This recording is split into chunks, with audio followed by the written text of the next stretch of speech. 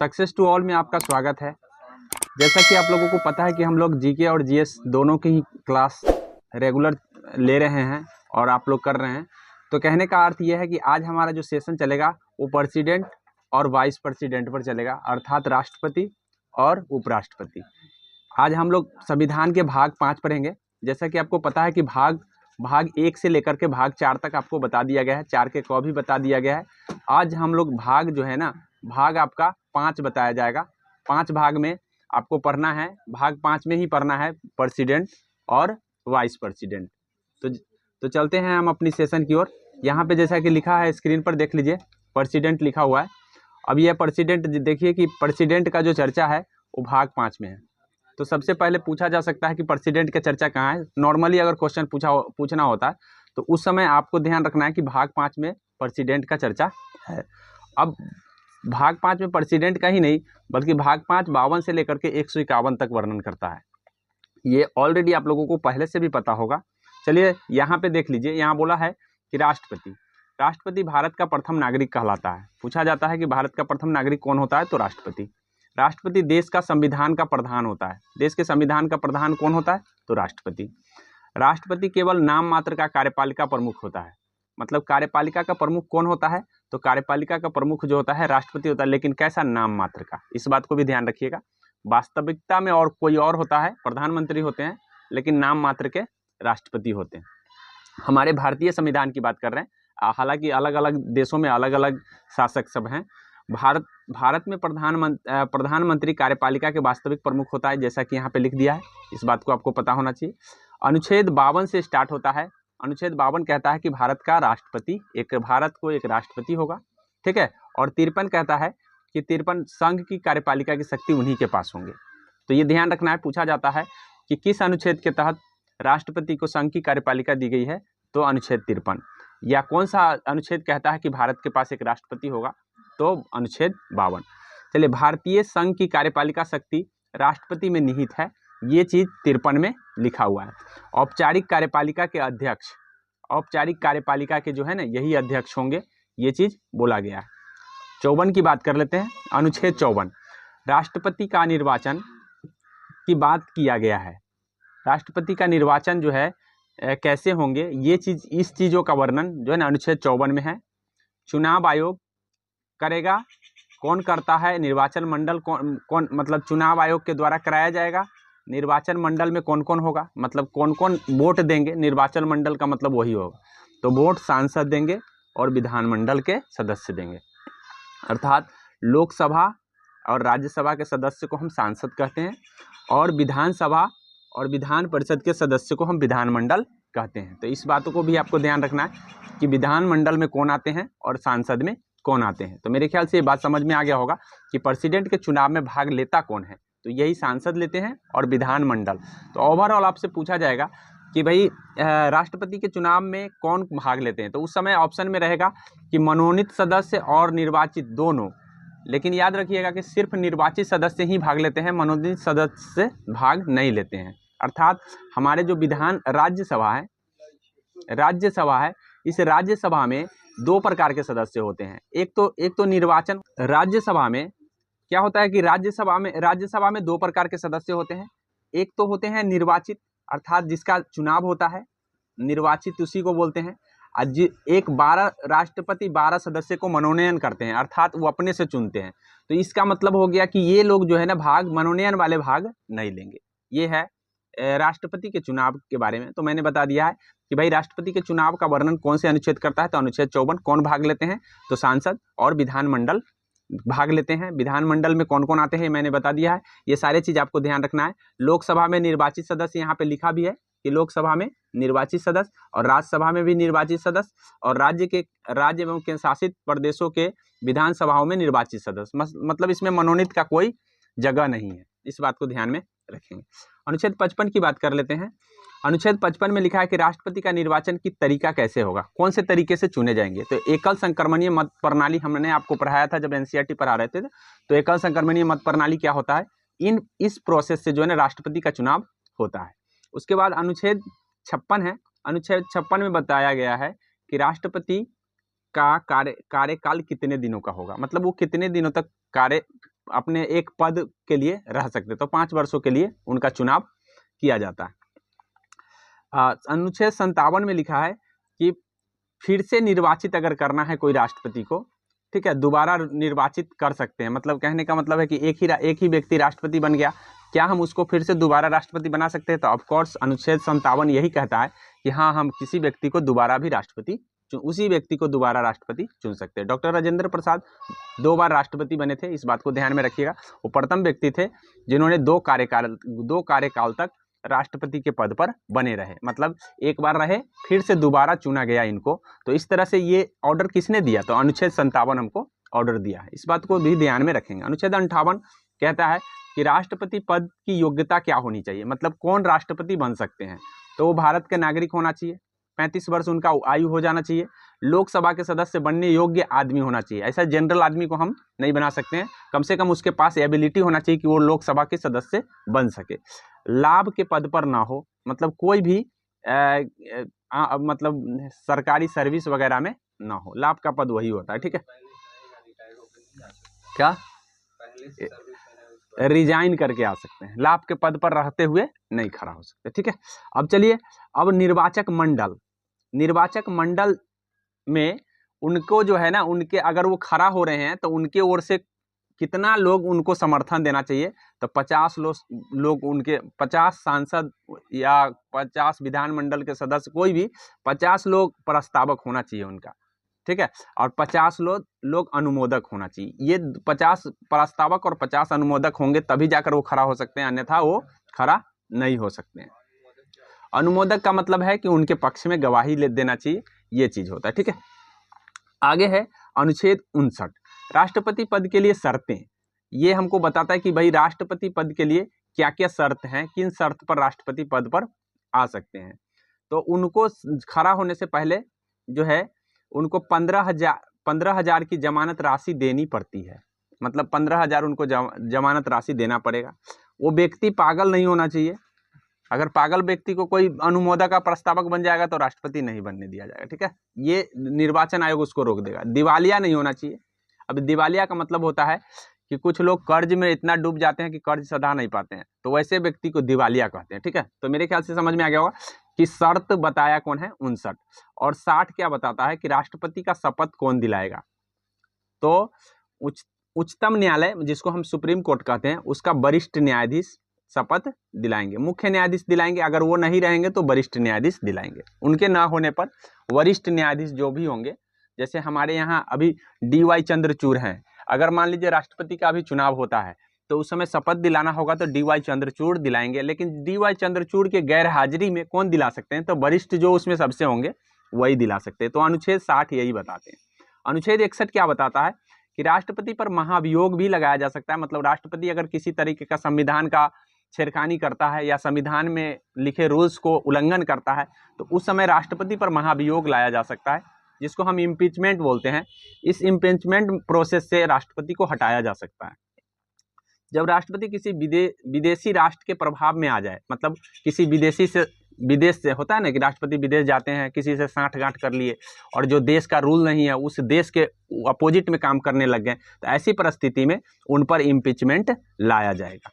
राष्ट्रपति द्वारा महाभियोग की प्रक्रिया कैसे चलती है, इस बारे में भी क्वेश्चन पूछा जाता है कि संसद के सभी सदन द्वारा राष्ट्रपति पर महाभियोग लाया जा सकता है, चाहे सदन लोकसभा हो या राज्यसभा। कोई भी सभा में हम राज्यसभा, कोई भी सभा में हम क्या ला सकते हैं? इम्पीचमेंट को ला सकते हैं। तो पूछा जाता है आपसे यही कि हम किस सदन में राष्ट्रपति पर महाभियोग लगा सकते हैं? तो किसी भी सदन में। उस समय ऑप्शन रहेगा लोकसभा, राज्यसभा या किसी भी सदन में। तो आंसर आपका क्या हो जाएगा? किसी भी सदन में आप राष्ट्रपति को हटाने के लिए ला सकते हैं महाभियोग की प्रक्रिया, ठीक है। महाभियोग लाने से पहले 14 दिन पहले उनको सूचित करना होगा आपको। मतलब ऐसा नहीं कि हाँ आज लाएं और आज प्रोसेस, नहीं, पहले राष्ट्रपति को आपको 14 दिन पहले सूचित कर देना पड़ेगा, ठीक है। और सूचना देनी पड़ेगी जिस पर सदन के 1/4 सदस्यों का हस्ताक्षर भी होना चाहिए। मतलब लोकसभा चाहे राज्यसभा के सदस्य का हस्ताक्षर 1/4 सदस्यों का होना चाहिए। मतलब जितने भी सदस्य हैं उनमें से 1/4 हिस्सा सदस्य उस पर हस्ताक्षर करेंगे, तभी जाकर के वो सूचना वैध माना जाएगा। उसके बाद अगर 2/3 बहुमत से लोकसभा और राज्यसभा में पारित कर दिया जाएगा तो इसका मतलब है कि राष्ट्रपति को हटना पड़ जाएगा। तो कितने शर्त हैं? 2/3 याद रखिएगा। कितने बहुमत चाहिए? 2/3। लेकिन सूचना देने के लिए कितना बहुमत चाहिए? 1/4। इस बातों को आपको ध्यान में रखना है, यहीं से क्वेश्चन उठा लिया जाता है ज्यादातर करके। चलिए आगे बढ़ते हैं। अब राष्ट्रपति के अधिकार और शक्ति, राष्ट्रपति के अधिकार और शक्ति की बात कर लेते हैं कि क्या राष्ट्रपति की अधिकार है और क्या शक्ति है। तो राष्ट्रपति नियुक्ति की शक्ति है राष्ट्रपति के पास, अर्थात प्रधानमंत्री को यही नियुक्त करते हैं। ठीक है, मंत्रिपरिषद की सलाह पर प्रधानमंत्री को नियुक्त करना इनका काम है।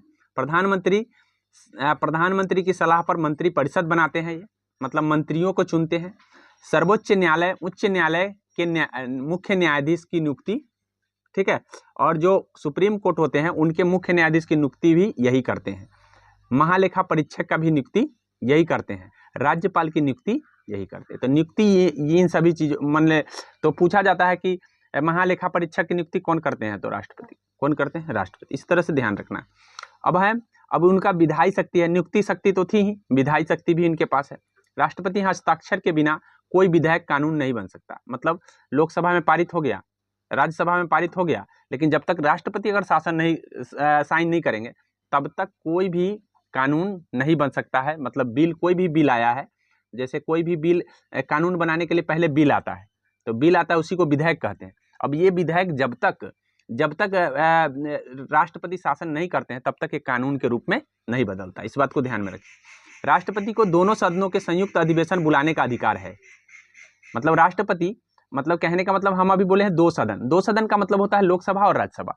अगर लोकसभा और राज्यसभा के विचार नहीं मिले, लोकसभा पारित कर दिया, राज्यसभा पारित नहीं कर रहे हैं, या राज्यसभा पारित कर दिए, लोकसभा पारित नहीं कर रहे हैं, दोनों के विचार नहीं मिल रहे हैं, तो उस समय दोनों को संयुक्त एक रूप से बुलाना होगा। तो उसके बुलाने का पावर किसके पास है? तो राष्ट्रपति के पास। संयुक्त अधिवेशन अनुच्छेद 108 के तहत होता है संयुक्त अधिवेशन, इस बात को ध्यान में कर लीजिए। उसके बाद लोकसभा को भंग करने की संबंधी अधिकार, प्रधानमंत्री जी अगर सलाह देंगे तो लोकसभा को भंग कर देंगे कौन? राष्ट्रपति। तो पूछा जाता है कि लोकसभा किसके द्वारा भंग होता है? तो प्रधानमंत्री के सलाह पर राष्ट्रपति भंग करते हैं। संसद में निम्न विधेयक को पेश करने से पहले राष्ट्रपति सहमति आवश्यक है। कोई भी बिल पास करना मतलब पेश करना है, बिल मतलब हम अभी बोले हैं बिल का मतलब विधेयक होता है। कोई भी बिल पेश करना है तो सबसे पहले राष्ट्रपति की सहमति होनी चाहिए। ठीक है, सहमति होनी चाहिए, इस बात को ध्यान में रखें। अब कहते हैं धन विधेयक, मतलब धन वाला बिल। नए राज्य के निर्माण, वर्तमान राज्य के क्षेत्र सीमा, नामों में परिवर्तन, मतलब ये सब क्या हो गए? ये सब अगर करना है, ये सब पेश करना है तो किसका सहमति चाहिए? राष्ट्रपति का। धन विधेयक पेश करना है तो राष्ट्रपति का सहमति चाहिए। नया राज्य क्षेत्र सीमा को बदलना है तो उस समय राष्ट्रपति का क्या है? राष्ट्रपति की सहमति चाहिए। राष्ट्रपति सहमत नहीं होंगे तब तक नहीं पेश होगा। चलिए आगे बढ़ते हैं। अनुच्छेद 65, राष्ट्रपति की अनुपस्थिति में उपराष्ट्रपति कार्यवाहक बन सकते हैं। तो पूछा जाता है कि जब राष्ट्रपति को कुछ हो गया, सपोज मान लीजिए कि किसी प्रकार की बीमारी हो गई या किसी डेथ हो गया, तो वैसी परिस्थिति में राष्ट्रपति की जगह कौन काम करेंगे? तो काम करेंगे उपराष्ट्रपति। कौन करेंगे? उपराष्ट्रपति। तो उपराष्ट्रपति, ये कौन अनुच्छेद ऑर्डर दे रहा है? अनुच्छेद नंबर 65 ऑर्डर दे रहा है। ठीक है, राष्ट्रपति के पद खाली रहने पर उपराष्ट्रपति कार्यवाहक राष्ट्रपति के रूप में कार्य करेंगे। उपराष्ट्रपति को राष्ट्रपति के रूप में करने की अधिकतम सीमा 6 महीना ही है। तो ये कई बार पूछा गया है कि अगर राष्ट्रपति को कुछ हो जाता है तो उपराष्ट्रपति काम करते हैं, चलिए ठीक है, लेकिन अधिकतम कितने दिनों तक वो काम कर सकते हैं? 6 महीना। 6 महीना से ज़्यादा वो नहीं कर सकते हैं, क्योंकि 6 महीना के अंदर चुनाव कराना पड़ता है और राष्ट्रपति दूसरा बनाना पड़ता है। इस बात को ध्यान में रखेंगे। तो अधिकतम उपराष्ट्रपति कितने दिन तक रह सकते हैं कार्यवाहक रूप में? 6 महीना। बोला है इस दौरान राष्ट्रपति का चुनाव कर लेना अनिवार्य है। मैं बोल दिया हूँ, पहले ही बोल चुका हूँ कि भाई उसी बीच में 6 महीना के बीच में ही चुनाव हो जाना चाहिए। ठीक है, उपराष्ट्रपति को राष्ट्रपति के समान ही शक्तियाँ और वेतन सब कुछ मिलना शुरू हो जाता है जिस दिन से वो राष्ट्रपति बन जाते हैं। मतलब रहते हैं उपराष्ट्रपति, लेकिन अगर वो राष्ट्रपति का काम करेंगे तो उनको सब कुछ फैसिलिटी किसके अनुकूल मिलेगा? राष्ट्रपति के जैसे मिलने लगेगा। राजनीतिक शक्तियाँ की बात करते हैं। राष्ट्रपति के पास राजनीतिक शक्तियाँ भी होती है। दूसरे देशों के साथ कोई भी समझौता करना, संधि करना है तो हस्ताक्षर किसके होने चाहिए? राष्ट्रपति। बिना राष्ट्रपति के हस्ताक्षर से किसी देश से समझौता नहीं कर सकते। मतलब राष्ट्रपति का हस्ताक्षर होना जरूरी है। कोई भी जैसे मान लीजिए कि व्यापार करना है, दो देश अभी हाल ही में भारत और ऑस्ट्रेलिया का समझौता हुआ है, भारत अमेरिका का समझौता हुआ है, भारत यूएई का समझौता हुआ है, तो सब समझौता पर कौन हस्ताक्षर किए होंगे? तो सारे के सारे राष्ट्रपति किए होंगे। राष्ट्रपति विदेशों के लिए भारतीय राजदूतों की नियुक्ति करते हैं। मतलब हमारे देश में क्या होता है कि राजदूत होते हैं। हमारा कुछ आदमी एम्बेसडर होता है जो दूसरे देश में रहता है, वहाँ पे अपना ऑफिस बना करके, ताकि वहाँ क्या हो रहा है, क्या चल रहा है, या वहाँ हमारे व्यापार के लिए कैसा साधन है, ये सारे चीज़ की जानकारी देता रहता है। उसको हम एम्बेसडर बोलते हैं, हिंदी में उसको राजदूत बोलते हैं। तो ये राजदूत जो है ना, इसकी नियुक्ति कौन करता है? तो यही राष्ट्रपति करते हैं। तो मेरे ख्याल से बात समझ में आ गया होगा। सैन्य शक्तियाँ की बात करते हैं। बोला है कि बिना राष्ट्रपति के हस्ताक्षर किए किसी भी देश के युद्ध ना तो शुरू किया जा सकता है और ना ही खत्म। राष्ट्रपति साइन करेंगे तभी शुरू होगा, राष्ट्रपति साइन करेंगे तभी समाप्त होगा। राष्ट्रपति के पास ये पावर है। देखिए, राष्ट्रपति जो होते हैं वो सभी के जो है ना, राष्ट्रपति के नीचे जो होता है चीफ ऑफ डिफेंस स्टाफ का पद आता है, जो हाल ही में बनाया गया है 2 साल पहले, और उसके नीचे जो आते हैं थल सेना, वायुसेना और जल सेना। मतलब इन तीनों को हैंडल कौन करता है? सीडीएस, जिसको हम चीफ ऑफ डिफेंस स्टाफ कहते हैं, सीडीएस शॉर्ट में बोलते हैं। सीडीएस इन तीनों को हैंडल करता है। और इन सभी को हैंडल करने वाला कौन है? रक्षा मंत्री और राष्ट्रपति। रक्षा मंत्री और राष्ट्रपति, मतलब रक्षा मंत्री और राष्ट्रपति के नीचे कौन है? ये सारे हैं। तो इस बात को ध्यान में कर लीजिए, ठीक है। सबसे सीनियर कौन हो गया? राष्ट्रपति और रक्षा मंत्री। अब बोला है क्षमादान की शक्ति है राष्ट्रपति के पास। राष्ट्रपति के पास कौन सी शक्ति है? क्षमादान। ये अनुच्छेद 72 ऑर्डर देता है राष्ट्रपति को क्षमा करने की। राष्ट्रपति किसी भी अपराधी को दंड क्षमा कर सकता है। कोई भी अपराधी हो चाहे तो वो दंड क्षमा कर सकता है। लेकिन याद रखिएगा कि इनको भी सहमति लेना पड़ता है, किनसे? सदन से, तभी जाकर के ये करते हैं। लेकिन इनके पास शक्ति है। विशेष शक्तियां, राष्ट्रपति को गिरफ्तार नहीं किया जा सकता। कभी राष्ट्रपति गिरफ्तार नहीं होते, चाहे कोई भी गलती कर दे, राष्ट्रपति गिरफ्तार नहीं होते हैं। राष्ट्रपति के पास आपात लगाने की शक्ति 352 में भी है। राष्ट्रपति शासन लगाने की शक्ति 356 में है, और वित्तीय आपात लगाने की शक्ति 360। मतलब राष्ट्रीय आपात लगा सकते हैं, 3 तरह के आपात लगा सकते हैं, 352, 356, 360। अभी तक ये 3 बार लग चुका है, ये तो कई बार लग चुके हैं, और ये अभी एक भी बार नहीं लगे। इस बात को भी ध्यान में रखेंगे। भारत के प्रथम राष्ट्रपति डॉक्टर राजेंद्र प्रसाद थे, और एकमात्र व्यक्ति जो 2 बार राष्ट्रपति बने डॉक्टर राजेंद्र प्रसाद। ये पूछ दिया जाता है कि मात्र वो व्यक्ति जो 2 बार राष्ट्रपति बने हैं तो वे कौन हैं? तो वे डॉक्टर राजेंद्र प्रसाद है।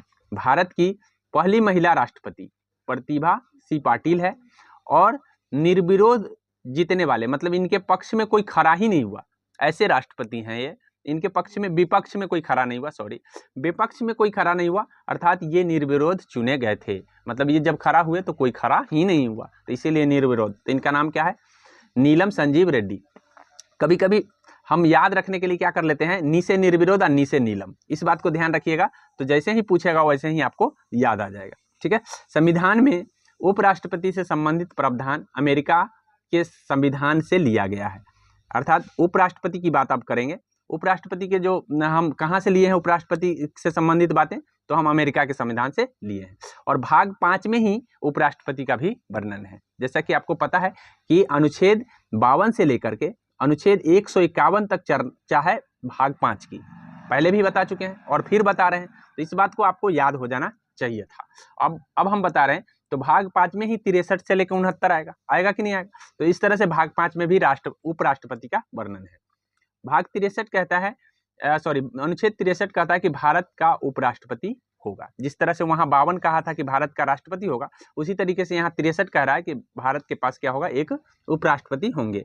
64 कह रहा है कि भारत का उपराष्ट्रपति राज्यसभा का पदेन सभापति होगा। पूछा जाता है कि किस अनुच्छेद के तहत राज्यसभा का पदेन सभापति बना दिया जाता है? किसको? उपराष्ट्रपति को।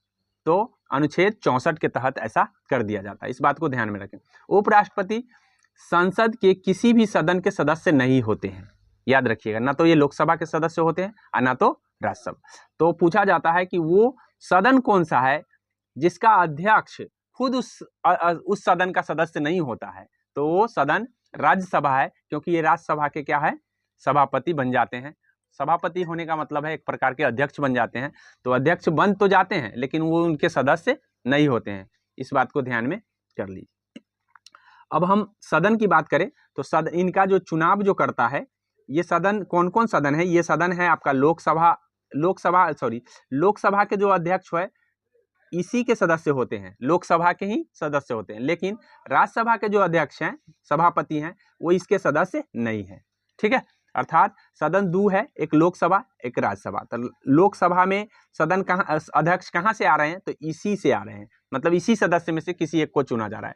लेकिन यहाँ के अध्यक्ष सभापति कहाँ से चुने जा रहे हैं, तो ये यहाँ से नहीं बल्कि ये राष्ट्रपति को चुन लिया जाता है। अनुच्छेद 65 की बात करते हैं। उपराष्ट्रपति कार्यवाहक, अभी बता चुके हैं, ये से पहले हम आपको बता चुके हैं कि कार्यवाहक के रूप में काम करेंगे। कार्यवाहक रूप में काम करने का मतलब है राष्ट्रपति के बदले काम करना। राष्ट्रपति पद खाली रहने पर उपराष्ट्रपति कार्यवाहक, तो ये तो हम ऑलरेडी आपको बता चुके हैं। इस दौरान क्या होगा ये ऑलरेडी आपको बता चुके हैं, ये सारे आपको ऑलरेडी सारा चीज़ हम आपको बता चुके हैं जो चीज़ बताना था। उपराष्ट्रपति का निर्वाचन की बात करते हैं। उपराष्ट्रपति का निर्वाचन संसद के दोनों सदनों के सदस्य, संसद के दोनों, वहां भी संसद के दोनों सदन था लेकिन उसमें एक विधानमंडल जुड़ गया था। कौन सा मंडल, विधानमंडल। ठीक है, संसद के दोनों सदन थे और एक विधानमंडल थे, लेकिन उपराष्ट्रपति में विधानमंडल नहीं आते हैं, इस बात को ध्यान में रखेंगे। और दूसरी बात है कि इसमें लोकसभा के सदस्य होंगे और राज्यसभा के सदस्य होंगे, लेकिन लोकसभा और राज्यसभा के सदस्य जो होंगे सिर्फ सभी होंगे, निर्वाचित मनोनीत इसमें कोई बात नहीं है, सब होंगे, चाहे निर्वाचित हो चाहे मनोनीत। अनुच्छेद 67 की बात कर लेते हैं। उपराष्ट्रपति का कार्यकाल और पद से हटाने की बात 67 में किया गया है। उपराष्ट्रपति पद ग्रहण की तारीख से 5 वर्ष तक की अवधि तक धारण करेंगे, मतलब 5 वर्षों तक ये करते रहेंगे, इस बात को ध्यान रखेंगे। उपराष्ट्रपति पद हटाने का प्रोसेस जो है ना, वही बात है कि यहाँ 1/4 सदस्य का हस्ताक्षर होना चाहिए, लेकिन यहाँ पेश किस सभा में होगा, तो सिर्फ राज्यसभा में। वहाँ पे हमने बताया लोकसभा में और राज्यसभा में कहीं भी प्रस्तुत कर सकते हैं राष्ट्रपति को हटाने के लिए, लेकिन उपराष्ट्रपति को हटाने के लिए सिर्फ कहाँ पेश कर सकते हैं, राज्यसभा। क्यों, क्योंकि ये यहीं के सभापति होते हैं, इसीलिए सिर्फ राज्यसभा में ही हम कर सकते हैं पेश। दूसरी बात है कि 14 दिन के पहले इनको भी सूचना मिलना चाहिए। ठीक है, उपराष्ट्रपति अपने मतलब राज्यसभा के अगर अपने तत्कालिक सदस्य संख्या से प्रस्ताव पारित कर दें और उसके बाद लोकसभा की सहमति हो, तब उपराष्ट्रपति पद से हटा दिए जाते हैं। मतलब जो भी सदस्य वहाँ पे होते हैं, यहाँ पे 2/3 क्राइटेरिया नहीं है, इस बात को ध्यान में रखेंगे, लेकिन याद रखिएगा कि सदस्य के द्वारा हटा दिए जाते हैं। अनुच्छेद 68 क्या बताता है, उपराष्ट्रपति पद रिक्त होने पर चुनाव यथाशीघ्र होना चाहिए। ठीक है, उपराष्ट्रपति जब हट जाएंगे तो चुनाव जो है ना यथाशीघ्र होंगे। और 59 हमको बताता है कि 69 बताता है कि उपराष्ट्रपति पद की शपथ, उपराष्ट्रपति उसके पद की शपथ राष्ट्रपति दिलाते हैं। उपराष्ट्रपति को अगर शपथ दिलाना है तो कौन दिलाएंगे, राष्ट्रपति। त्यागपत्र देना है तो किसको देंगे, राष्ट्रपति, उपराष्ट्रपति और उपराष्ट्रपति। लेकिन उपराष्ट्रपति का शपथ कौन दिलाते हैं, राष्ट्रपति का शपथ कौन है, सर्वोच्च न्यायालय के न्यायाधीश। याद रखेंगे, इनको शपथ दिलाने वाला राष्ट्रपति ही है, सर्वोच्च न्यायालय के न्यायाधीश नहीं, याद कर लीजिएगा, ऐसा ही इसी में कन्फ्यूजन हो जाएगा। ठीक है, उसके बाद है आपको ध्यान रखना है महत्वपूर्ण तथ्य कुछ बातों को। देखिए, भारत के प्रथम उपराष्ट्रपति सर्वपल्ली राधाकृष्णन और हामिद अंसारी को 2 कार्यकाल के लिए भारत के उपराष्ट्रपति चुना गया है। अभी तक 2 व्यक्ति हैं जो 2 बार तक, मतलब 2 कार्यकाल तक, 5 वर्ष तक हो गए, फिर से 5 वर्ष तक चुन लिया गया। कौन कौन व्यक्ति है, एक हामिद अंसारी है, एक सर्वपल्ली राधाकृष्णन प्रथम व्यक्ति थे और ये दूसरे व्यक्ति हैं। कृष्णकांत भारत के ऐसे उपराष्ट्रपति थे जिनकी मृत्यु उनके कार्यकाल के दौरान हो गया। तो पूछा जाएगा कि वो उपराष्ट्रपति का नाम बताइए जिनकी मृत्यु कार्यकाल मतलब कार्य करते हुए डेथ हो गई, तो कृष्णकांत है, ये उपराष्ट्रपति है। लेकिन राष्ट्रपति में पूछा जाता है तो जाकिर हुसैन की मृत्यु कार्यकाल के दौरान हो गया था, इस बात को ध्यान में रखेंगे। अब यहाँ पे देखिए राष्ट्रपति के क्रम दिए गए हैं कि कौन कौन से राष्ट्रपति बने हैं। तो राष्ट्रपति बने हैं डॉक्टर राजेंद्र प्रसाद पहली बार, फिर उसके बाद सर्वपल्ली राधाकृष्णन बने हैं, फिर डॉक्टर जाकिर हुसैन बने हैं, फिर बीबी गिरी बने, फिर फखरुद्दीन अली बने हैं, नीलम संजीव रेड्डी, नीलम संजीव रेड्डी निर्विरोध जीते गए थे, इस बात को ध्यान में रखें। ज्ञानी जैल सिंह बने हैं, स्वामी रामा स्वामी बने हैं, शंकर दयाल शर्मा बने हैं, KR नारायणन बने हैं, APJ अब्दुल कलाम बने हैं, श्रीमती प्रतिभा पाटिल बनी हैं, डॉक्टर प्रणब मुखर्जी बने हैं, रामनाथ कोविंद बने हैं। अभी कौन है? तो 15वें नंबर के राष्ट्रपति जो है ना अभी द्रौपदी मुर्मू है, इस बात को ध्यान में रखें। ये भी पूछ लिया जाता है कि ठीक है, लेकिन याद रखेंगे कि ये 15वें नंबर के अभी वर्तमान में है व्यक्ति वाइज। कार्यकाल के हिसाब से 14वें ही नंबर का, ठीक है, लेकिन 15वें नंबर के हैं व्यक्ति वाइज। अब यहाँ पे देख लीजिए, राजेंद्र प्रसाद सबसे लंबा कार्यकाल तक रहे, जो कि यहाँ लिखा है 50 से लेकर के 1962 तक। सर्वपल्ली राधाकृष्णन, क्योंकि ये 5 साल नहीं बल्कि मतलब 5-5 10 साल ना पूरना चाहिए, 2 कार्यकाल के लिए रहे हैं, लेकिन 10 के बदले 12 साल तक रहे हैं, क्योंकि पहली बार चुनाव नहीं हुआ था। तो चुनाव जब नहीं हुआ था तब वो रहे, और उसके बाद जब चुनाव हो गया तब भी रहे, और फिर से चुनाव हुआ तब भी रहे, इसीलिए 12 साल पूर जाता है। इस बात को ध्यान में रखिए। जाकिर हुसैन भारत के पहले मुस्लिम राष्ट्रपति, इनकी मृत्यु कार्यकाल के दौरान, जैसा कि हम बता दिए हैं कि जिस समय कार्य कर रहे थे उसी समय मृत्यु हो गई थी, ठीक है। तो जाकिर हुसैन जो है ना प्रथम मुस्लिम राष्ट्रपति, और ऐसे तीसरे नंबर के राष्ट्रपति बने थे। जाकिर हुसैन के मरने के तुरंत बाद बीबी गिरी जो उपराष्ट्रपति थे, वे राष्ट्रपति का कार्यभार संभाले थे। तो पूछा जाता है कि जब डॉक्टर जाकिर हुसैन की मृत्यु हुई तो राष्ट्रपति के पद पर मतलब कार्यवाहक के रूप में कौन आए थे? तो बीबी गिरी, ठीक है। राष्ट्रपति का चुनाव लड़ना था तो उन्हें त्यागपत्र देना पड़ा, और लास्ट में क्या कर दिए हुए? चुनाव लड़ने के लिए त्यागपत्र उपराष्ट्रपति के पद से दे दिए। चीफ जस्टिस मोहम्मद हिदायतुल्लाह राष्ट्रपति के कार्यभार संभाले थे। जब राष्ट्रपति अगर नहीं हो तो उपराष्ट्रपति कार्यभार संभालेंगे, लेकिन अगर उपराष्ट्रपति भी नहीं हो तो कौन संभालेंगे? उच्चतम न्यायालय के मुख्य न्यायाधीश, जिसको हम चीफ जस्टिस कहते हैं। तो यही मोहम्मद हिदायतुल्लाह व्यक्ति है जिसने मतलब राष्ट्रपति के कार्यभार संभाले थे, ठीक है। तीसरा ऑप्शन भी है, जब उपराष्ट्रपति और राष्ट्रपति ना हो तो राष्ट्रपति के कार्य कौन करेंगे? तो चीफ जस्टिस करेंगे, और चीफ जस्टिस का मतलब उच्चतम न्यायालय के न्यायाधीश। तो ये ध्यान रखिएगा कि भाई ये कार्यभार कौन संभालते हैं? तो चीफ जस्टिस। और संभालने वाले पहले व्यक्ति कौन हुए? तो मोहम्मद हिदायतुल्लाह। इस बात को ध्यान रखें। चीफ जस्टिस ये तो हम बता दिए हैं। फिर बीबी गिरी राष्ट्रपति का चुनाव जीत जाते हैं। फिर बीबी गिरी क्या हो जाते हैं? चुनाव लड़ते हैं और वो जीत जाते हैं। फारुद्दीन अली अहमद, जिनकी कार्यकाल के दौरान मृत्यु हो जाती है, मतलब दूसरा व्यक्ति कौन है? फखरुद्दीन अली। पहला तो जाकिर हुसैन, दूसरा फखरुद्दीन अली। तो पूछा जाता है कि निम्न में से किनका कार्यकाल के दौरान मृत्यु नहीं हुआ था? और 2 व्यक्ति इसी का नाम रहता है, एक तीसरा रहेगा, इनमें से कोई नहीं रहेगा, तो ध्यान रखिएगा। BD जत्ती एक्टिंग राष्ट्रपति बने थे। एक्टिंग राष्ट्रपति, कार्यवाहक राष्ट्रपति उस समय बने थे जब उनकी मृत्यु हो गई थी, तो ठीक है। जब फखरुद्दीन मर गए तो उस समय उसके बाद जो है कौन बने थे? BD जत्ती बने थे। नीलम संजीव रेड्डी सबसे युवा राष्ट्रपति, और पूछा जाता है कि सबसे युवा राष्ट्रपति के रूप में भी कौन जाने जाते हैं? तो नीलम संजीव रेड्डी, और निर्विरोध के रूप में भी जाने जाते हैं, ठीक है। पहले सिख राष्ट्रपति ज्ञानी जैल सिंह बने थे, इस बात को ध्यान में। पहली बार JB जैकेट बीटो, पहली बार JB बीटो का यूज किया था इसने, ज्ञानी जैल सिंह ने। JB बीटो क्या होता है? तो बीटो होता क्या है कि कुछ विधेयक, जैसे बिल पास होता है ना, तो उस समय बिल में क्या होता है कि वो बिल पास नहीं करते हैं और वो रोक लगा देते हैं, तो उसको हम क्या कहते हैं?